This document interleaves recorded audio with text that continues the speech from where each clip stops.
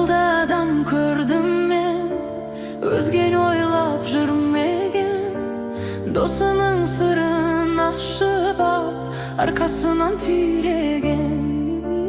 Тағы да ойлы жан көрдім, аспанға ұшып кеткендей. Жалғаннан бейхабар болып, бұлтпен сырласып жеткендей. Жақсы бар